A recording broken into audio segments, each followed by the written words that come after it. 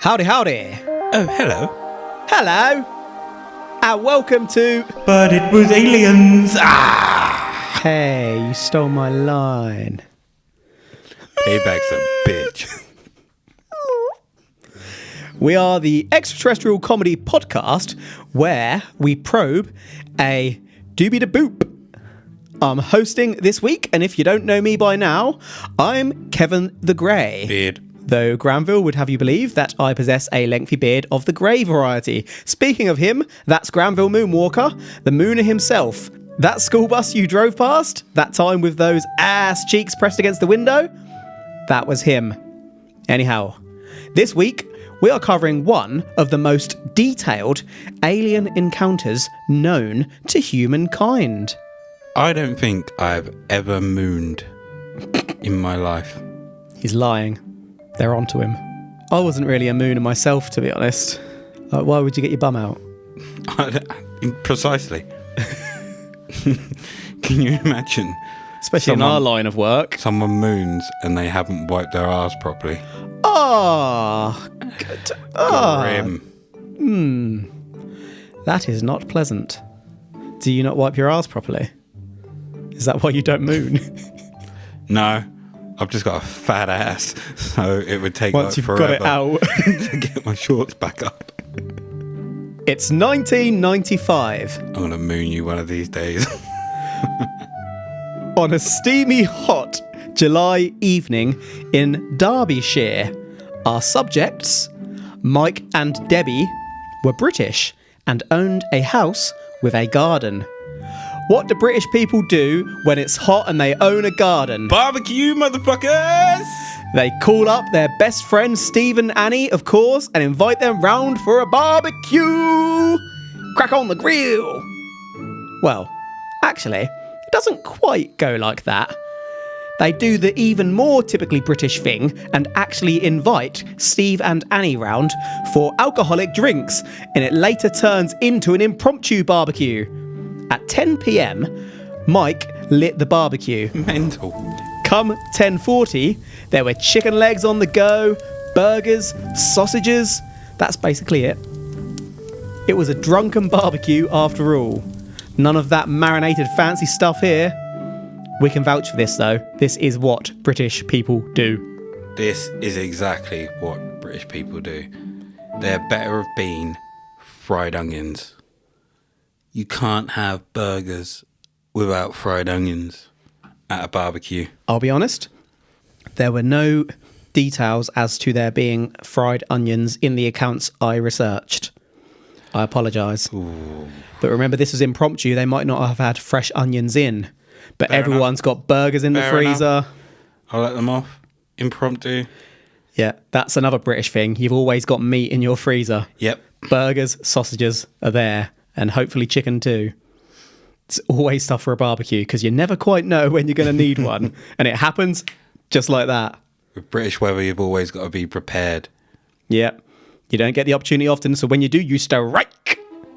Everyone is having a good time, necking their cider while sat around a garden table. Ah, good times. Then pop! Quite literally out of nowhere, a round disc-shaped object hovered over the garden. This thing came out of nowhere and was literally above them, about 20 feet from the ground. Imagine that. You're chilling in the garden with a beer, and then suddenly Independence Day is going on barely any higher than your head. Okay. Did this thing actually go pop and then appear? So, I may have added a little dramatic effect there. That was it not suddenly dramatic. popped into view from nowhere. It didn't make the sound that I made. I apologise. Okay. What if it was always hovering into view and they were just too drunk to see it before? So it was always slowly making its way towards them, but they just didn't notice until then. Or they just didn't look up. That is a fair comment. We know they were drinking possibly Throughout all the day day. because they've decided to have a barbecue at gone 10 o'clock at night. Exactly. That is possible that well, actually, if you're thinking about it that way, if that thing's been there for a long time, that could have done things. Might have joined in. Beamed down, had a couple of beers. They got rid of Steve and they were in there. They're like, come on, let's have a barbecue. What's wrong with your voice, Steve? What do you mean? There is nothing wrong with my voice. Annie starts rubbing Steve's leg. Ma. Get some green goop on her hand. Oh. Are you unwell, Steve? What do you mean? Steve legs it to the bathroom. With a major alien rock-on coming out of his neck. On the bottom of the craft, visible to our gang, there were bright white lights moving in an anti-clockwise motion, lighting up the garden like stadium floodlights. As the group struggled to make out what we now know was a craft through the light, a door opened in the side of the craft and a different column of light shot down to the garden. Now later on, the witnesses were spoken to separately, and they all said that it seemed like things started going in slow motion at this point. Steve said that it was as if they had all entered some kind of vacuum. Okay. Okay, I am So, okay. if I was drunk And you have been. and this happened Yes, and it started to go in slow motion yes. and there was, like, people around. Or it felt like afterwards it was going in slow motion. I'm not saying they necessarily realised it at the time. So it wasn't going in slow motion at the time. It might have been. I'm saying if it did at the time, I would fully take that opportunity to dance. bust out a robot. I knew that was coming.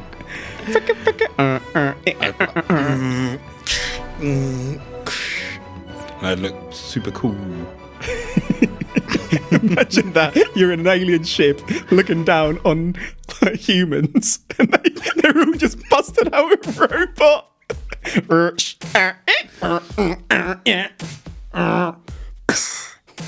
That would look cool as fuck though, wouldn't it? They were like, It's like a disco light. It's like a spotlight on you and you're doing a robot. yeah, if I was Alien Steve, I'd be like, We're going to leave those guys and gals.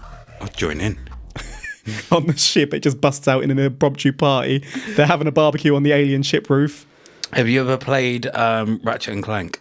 No. So there's a weapon on there called, I think it's just called Disco Ball. And you can literally just throw a disco ball and it pops up and all the enemies just start dancing to it. Was that not taken from a weapon in the original South Park computer game on the N64? No, you're thinking of the alien device that the aliens gave the cows where they press the button and then it goes something about the tulips and and they get like proper red cheeks and they dance. It's the episode where Cartman gets an anal probe. Coincidentally. Yeah, and he gets the cheeks. Yeah, good call. There we go again, talking about South Park that we haven't seen for like 15 years. Why does that keep That's happening? literally, I think, the first episode. The craft then started moving, slowly at first, and then sped off much swifter. As this happened, all four of our witnesses begun feeling sick. Utterly nauseous, with stomach pains, like they needed to drop a deuce, but they didn't. Steve looked at the barbecue and noticed that it was cooling. All the food had burnt. There goes the impromptu barbecue.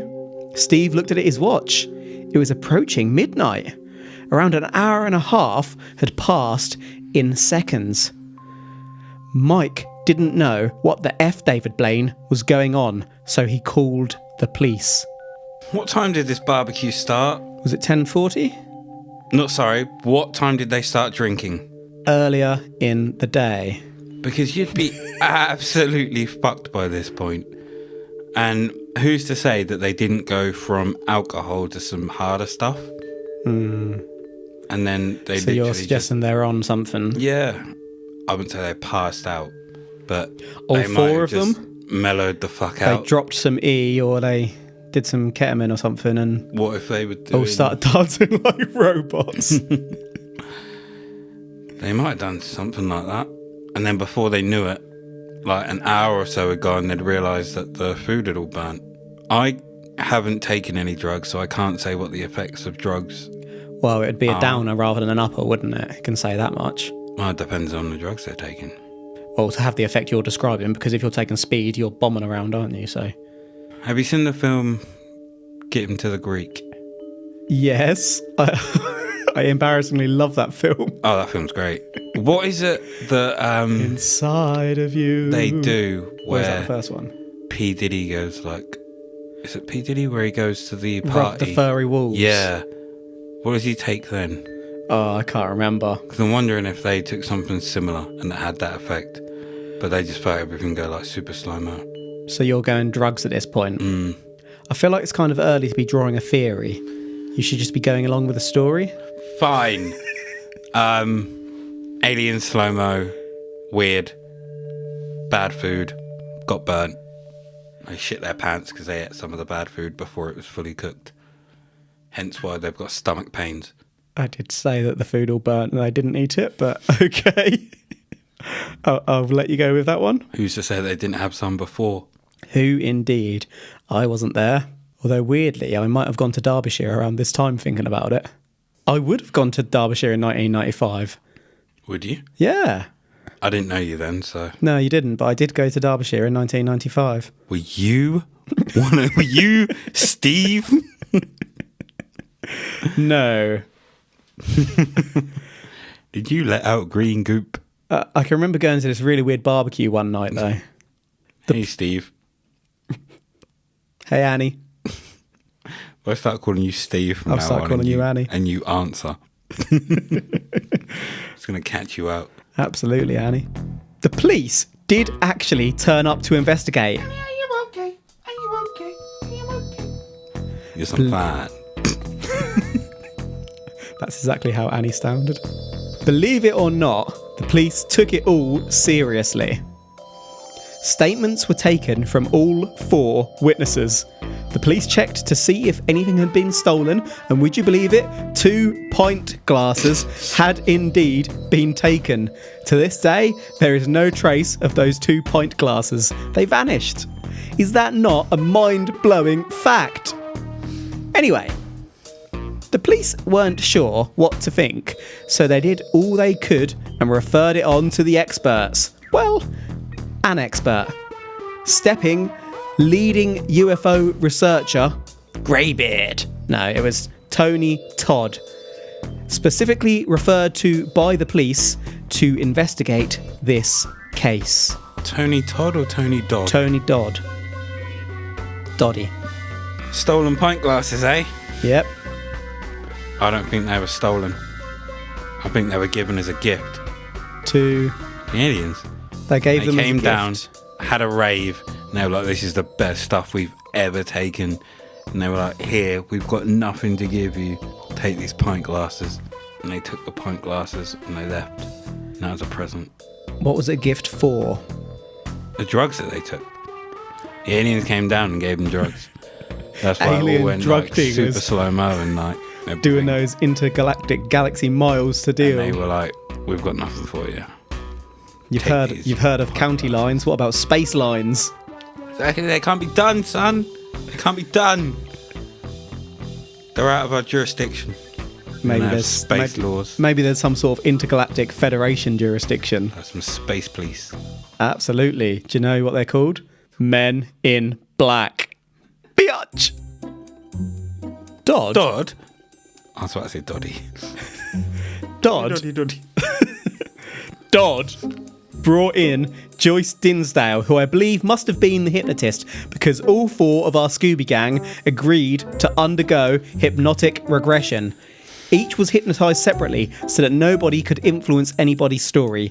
Each told the same story. They all noticed the disc with lights after lighting the barbecue. It was a round craft with your typical dome-like structure on top. Now this is where it gets interesting. Each one of them separately would say that it was at the point that they were staring at the lights above them that they would realise that they were no longer in the garden. Debbie said that she felt scared as the light was above them and suddenly became extremely agitated and upset. Okay, so we've hit the magical hypnotic regression therapy button. We have indeed. So from here on out, I call bullshit. Maybe. can't maybe it. So they kind of spaced out while looking at the lights above them. Mm-hmm. What if they actually tripped out and what they were looking at were lights that were above them, like garden lights? Okay. Or... Have you ever tripped out looking at a garden light? No, but I've never done drugs. You're really honing down on that drug theory, aren't you? How long after them experiencing this was the hypnotic regression therapy? Like, how much time was there between the experience and the therapy session? I don't believe it actually says that in the research that I read. So it could have been an hour, could have been 3 hours. It was implied that could it have wasn't... been 18 months. I don't think it year. was months. I think it was a period of days. So it could have been it wasn't 365 clarified. days.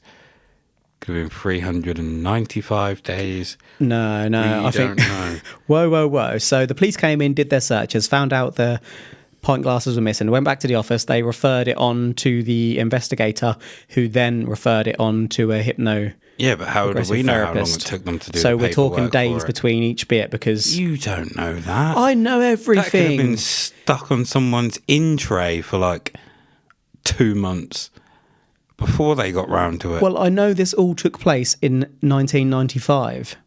When did it start? July. Okay, so it could have finished in December 1995. You could have finished in December 1995. I didn't, but this might have.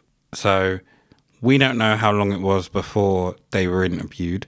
So they could have all made up their story, got their facts straight, lined them up, went in, boom, let's all tell the same story. I mean, I can't say that that isn't the case because that is a counter argument, isn't it? That they agreed a story and all stuck to it. But it was aliens. I mean, they might have been tripping or all doing some drugs, and then one of them tripped and kind of described what he was seeing, so therefore the rest saw it like a joint trip. I don't know how drugs work. A So likely story. that's a theory. As he says that, he's snorting a line off the desk. That's not a snort. You heard him, folks. Carry on. Debbie would gradually calm down and continue, stating as she relived the experience that, "I'm on my own. I am not in the garden anymore. I can see shadows. Those are the others. I can see different coloured lights. I can see eyes looking at me. They're big and black, not like ours." Debbie then realised that she was laying down on something hard. No, not that. And that her back was raised. There was movement around Debbie, but she couldn't find any words to describe them except for shadows. The walls and ceiling were all one smooth structure. Debbie then became even more distressed and the session had to be ended. Dodd's conclusion was that she had experienced too much trauma to live through again. I mean, that's just kind of saved you, isn't it? How so? I mean, it sounds really bad. She might have suffered that kind of trauma and can't be put through it again. But at the same time, it gives you an out. You sceptical bastard. Just call me Greybeard. I will. So she wasn't with the others anymore. Nope. There were big black eyes looking at her. Yep, and shadows. So they... okay, there's only one way to describe that, as they were wearing alien glasses while they were looking at her. They all just put, like, costumes on. I'm so You're against it. suggesting... Hold on. You're suggesting that Mike, Debbie, and Steve all put costumes on. No. And No. I'm suggesting that Mike, Annie, and Steve all put costumes on. oh, sorry. Fucked with Debbie. Yeah, I'm with you. I jumped ahead a little bit there. Because guess what's coming up next? It's just think about this. I'm thinking about it. This is something we would do Whoa. in terms of fucking with someone. Okay. Like when one of our friends fell asleep after a proper mental night out. So he tied his legs up with belts and put like pots and pans on his head and took photos and drew a line connecting his eyebrows together. Yep. And Good times. Wrote insert here with a massive arrow down to his arse crack. Because we are grown-ups. So it's not beyond the realms of possibility that they didn't come up with an elaborate plan here to mess For a with. laugh. But then the police got involved. That's taken it a bit far, isn't it? I don't think true. we'd have involved the police. Yeah, that's true. We'd have probably owned up at that point. If they Yeah, were cool. yeah. All right. They weren't messing. Cocaine's a hell of a drug. Now let's examine Annie. Annie also appeared to be absolutely terrified and horrified as she relived the experience under regression. Annie could remember a little more though, because Annie could remember after the column of light hit the garden ground, Annie recalled that a small figure in a weird black cloak with a hood appeared in the garden. Annie managed to make out a pale face with a pointed chin and again large black eyes. Two more of the bastards popped out from nowhere and dragged Annie towards the light whilst making animal grunting noises. We've heard of small aliens barking before, haven't we? The Villas Boas Brazilian sex case. Annie then recalled being inside the same strange room described by Debbie and went from being petrified to eerily calm. Next thing she knows, Annie is in a room surrounded by little people wearing hooded cloaks. Both Debbie and Annie describe the beings as having 3 fingers, making animal grunt bark noises and having their faces and hair pulled. Oh, and Annie had her top removed. Annie remembered looking at rooms divided into squares around her, which hurt her eyes as she stared into their lights. Then she noticed one of the little people had a device in their hand, a rod with a silver square thing on the end. Another, meanwhile, was scraping Annie between her toes. Annie remembered something being injected into her neck. Meanwhile, another figure was doing something horrible to Annie's belly button. At this point, Annie became agitated once more, and the next thing she knew, she was back in the garden. Okay, that sounds a bit horrid. That sounds horrid, and then you're laughing. What? Oh, that sounds really bad. Yes, it does. Sit in the Okay. corner and think about what you've done. What she went through sounds really horrid, but then why I started giggling Yes. is because the little hooded figure, Yep. I just thought of like a little mage grey, like a Gandalf the Grey Like an Oberon Grey. coming down and it's like, like knocking his 3 fingers. You know that evil Yeah. Yeah. hand clasp Yeah, I'm the doing slow in front one. of Kevin Yeah. now so he can see. But for those of you listening, where they just kind of each finger knocks to each other. One by one. Yeah. Spirit fingers. Girl fling with a hood up. Uh-huh. So, horrific experience. Yeah, it does sound pretty bad. Okay, I've gone off the bad trip now. Mm-hmm. But I'm back on the bad trip. What? That's like getting off of a bus and then getting straight back on it at the same stop. What? There's just something about this I can't believe is aliens right now. You unreasonable So bastard. in my head, I'm just thinking of the logical conclusion, and it keeps taking me to drugs. I got a bit hung up on this bit and I just thought how utterly horrid to have someone doing something to your belly button. Like, get the fuck away. Yeah, it does feel like just imagining someone probing you. Yeah, no thank you. Ugh. And I don't like feet. You don't like feet? No. That's not what I heard. I don't know what you heard. Toe jam.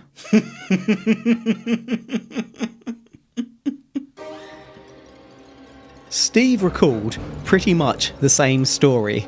Steve had felt strange all Eve night before these events. As the object lowered, Steve noticed his wife Annie screaming beside him, and suddenly he was inside the craft. Steve too then remembered there being lots of small people wearing cloaks with hoods whilst he was inside the smooth room. Steve went one step further and said that the cloaks were like black tin foil, but not tin foil. Cheers, Steve. Steve then described being in a transparent tube without seams. The small figures were all around him, watching him, before Steve was removed from the tube and taken to another room where there were loads of small figures carrying balls of white stuff in their hands. Steve remembered there being a board on the wall with what looked like Saturn, Earth, and other planets on it. Steve remembered being paralysed as he was pulled and grabbed until he was suddenly back in the tube. Steve could then hear Annie screaming. Then Steve realised he was back in the garden again. Steve too had gotten unsettled as the session went on. Mike, meanwhile, was so freaking terrified immediately in his session that I had to end it straight away. I know we tend to call bullshit, but all of them shitting their pants and telling very similar stories. Is that not a bit freaky? Mike got probed, but you know what this sounds like to me? A horrid night. So from the very first person's account, so from Debbie to Annie to Steve, each one has added to the next. This sounds like one of those stories where someone starts it, the next person has to carry it on, and the next person has to carry it on until they end up with a story. Like an ad-lib story. Yeah. I That's used to love exactly those. what this sounds like. But Mike couldn't think of jack shit. So he was like, I was too scared. And now our minds go to probe and make it sound like it was much worse than it was. You get me? I get you. And you call me the sceptical bastard. I don't know what it is today. I just feel really against this. Oh, I'm normally the first one to jump in and say it's aliens. Until it's not. Which is almost every episode. Suffice to say, with all this, that the investigating team all felt that this case was absolutely genuine. Of course they did. The people involved were so genuinely petrified, and the stories so consistent that everyone believed it. Bullshit. Now, I read an article of this one over on UFOinsight.com where apparently they were contacted by one of the researchers involved who claimed that the witnesses actually developed telepathy. There's no evidence to back that up, just that very statement.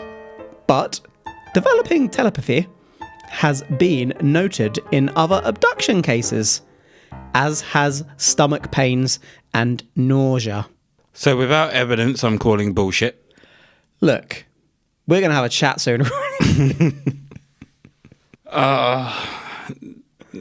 These people go in looking for it. What we need to do is get someone that doesn't give a shit about aliens or the extraterrestrial or finding them, and then get them to go and analyse these cases and Yeah. start a podcast. not take our jobs, but you know what I mean. To actually do So what you're saying is the that research. we should and then start a let us do it. TV show where we go out to these places and investigate the cases in person. Yes. Yes. Netflix, hit us up. That'd be great though, wouldn't it? And I'd just like to say that this is bullshit! I call bullshit. We're interviewing someone and they're literally bursting out with tears, petrified. And you're like, you're full of shit, you twat! I kid. I'd be much more sensitive than that. You wouldn't call him a twat. Precisely. Every now and again, there'd be a tell where I'd just start going. Sniffing that bullshit. Strange smell in the air. I say, Granville, can you smell that smell? I've sensed it before. Can't quite put my finger on it. Hold on. Oh, I know what that is. Bullshit! Again, someone's bursting out with tears in front of you, and you've got like a violin out. I call bullshit. Or you got your harp. I'll do a little jig. You start busting out the robot. Bullshit. Moonwalk away. Call him bullshit. I'm out. Bullshit. All 4 of our Scooby Gang chose to be left alone after the regression.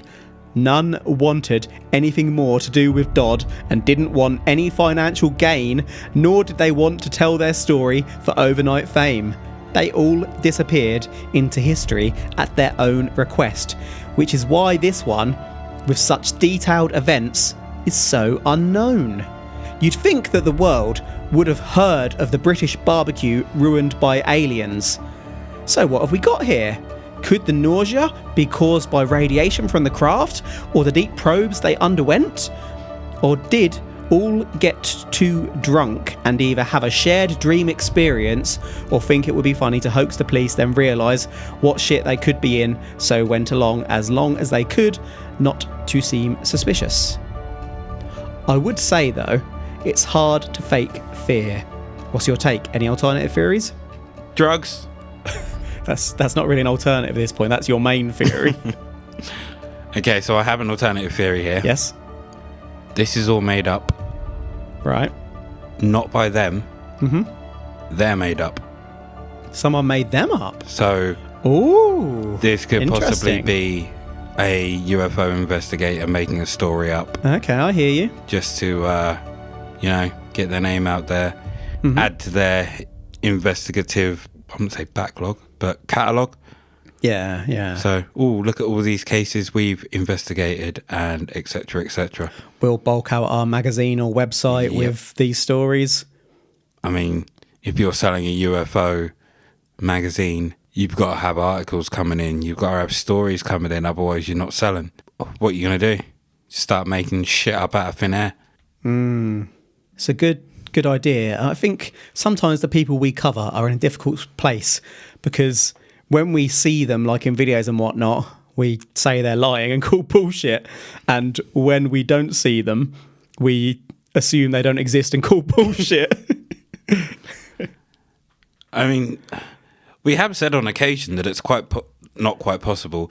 Sometimes that it's likely they do actually experience these things. Yeah, It's like just the fact- Japanese pilot, there was just something really convincing about him. The fact it's just not Kenju. aliens. Like, if you were on drugs and you saw that stuff on drugs, to you, that's 100% real. Yeah. Just to everybody else, it didn't happen. And I suppose there's not enough to rule out those other ideas, is there? We need to be certain on this show. Or it's quite possible that the drugs actually open up your mind to what is actually out there. So in taking the drugs, they can actually see what is around us in the other dimensions, whereas we can't. Ooh. Oh, I've forgotten what that drug is now, so I'll leave that thought there. Just a little bit on Dodd. There is a little documentary on him. This chap investigated more than 100 sightings and events all over the UK. Dodd developed a network of investigators, and when an event happened near one, Dodd would assign them to the investigation and they'd report back to him with findings, which he'd document. This was a pretty intelligent setup back in the 90s. The documentary is pretty old, as I say, so it's not great today, but again, like I say, it does exist, and this chap was pretty thorough, though obviously appeared to have come from a strong believing stance to begin with. The chap is into ley lines between monuments over the world, which some people believe carry a special energy, and believes that these may be related to UFOs, whose ultimate purpose is to protect the planet. But then I suppose if you'd investigated hundreds of cases and seen evidence of UFOs, you may come across a little kooky too. I think the problem is here, it's not that he believes it too much, but he actually believes it So anything that he hears So he's for it, Yeah. he believes is He's for it. unconsciously biased, isn't he? Towards, Yeah. Yeah. So it's not. I know. To be honest, we haven't read all of his investigations, so you might say We that might not without realising at this point. You might say that 99% of them are hoaxes, but I highly doubt that. From the sounds of this one, and I think we've covered another one with Dodd actually, he seems to want to grasp anything towards the fact that it could be aliens Yeah. rather than looking at the alternative. I've got to commend him though in his setup. Like he started this before the internet, just with like agents all around the country. That's a cool concept. That is, but at the same time, if you're going to go to that length, anything you hear, you're going to believe, aren't you? But like we said, And he's want predisposed to. He wants it. Yeah, he's No, I mouldering mean- all over that shit, isn't he? He wants it.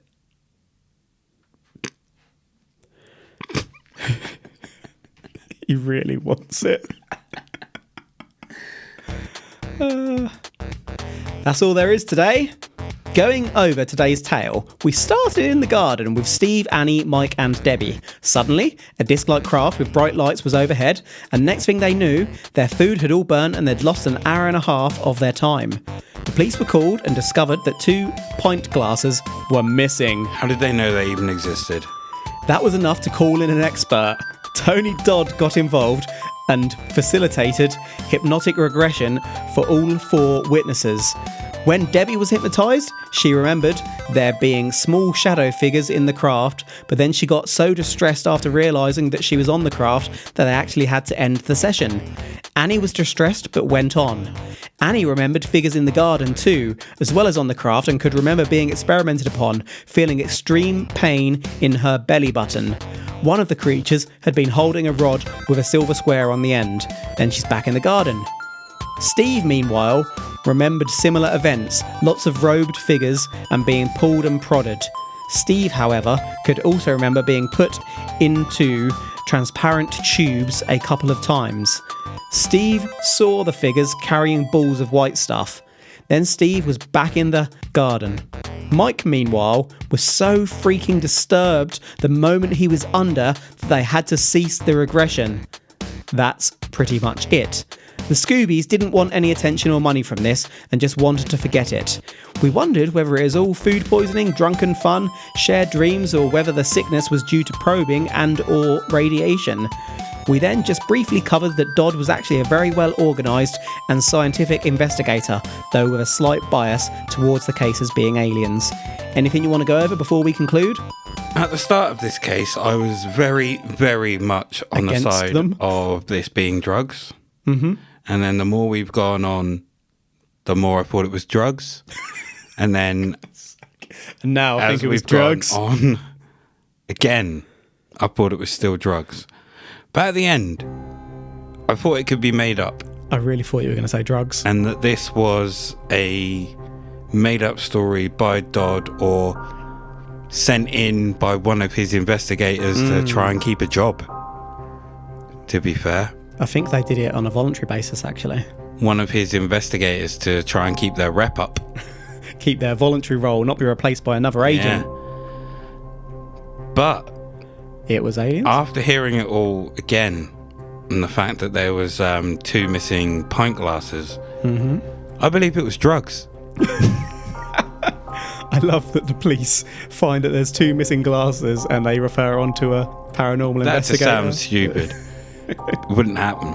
But if you said to the police around here you'd lost a pint glass, they'd be like, piss off. Yeah, precisely. So are you saying that It was druggies? that it was aliens? No. I think they took some illegal substances or even got high off the barbecue fumes. Were they barbecuing outside? Or were they barbecuing indoors? High off the barbecue fumes? Like idiots. Carbon monoxide It was in the poisoning. garden. And then the actual lights were the lights in the kitchen. It was in the garden. Okay, the lights were something else. But no, I don't believe this was aliens at all. Okay. I mean, shock. I mean, I'm not going to piss around here. I'm not saying that it was aliens either, But this one, I immediately loved that a typical British barbecue was disturbed.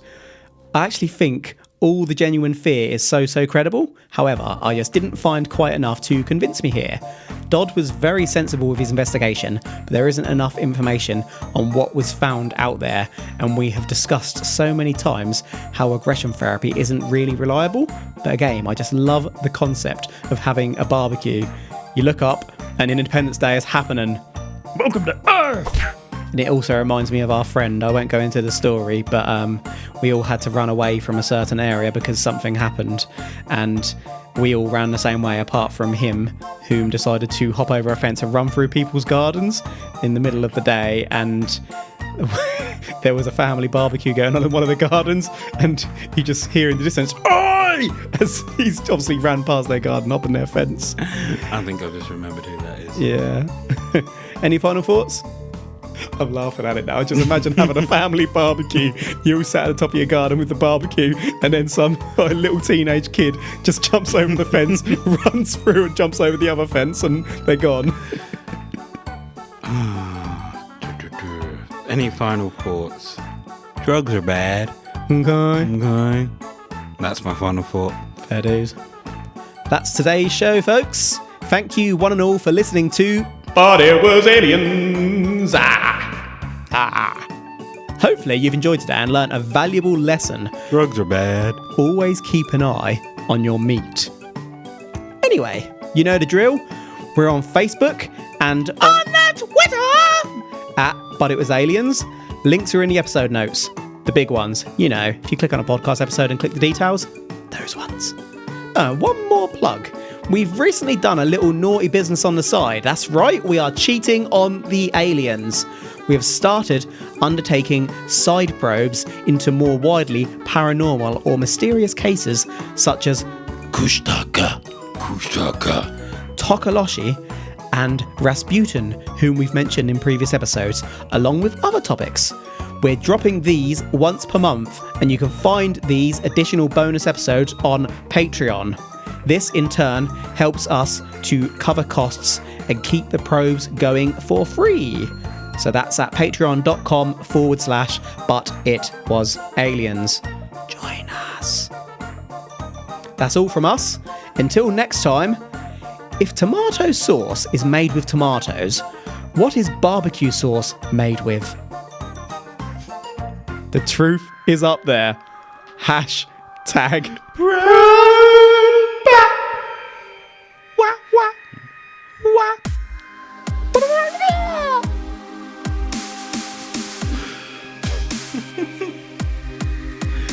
What is barbecue sauce made? Why is that popped me?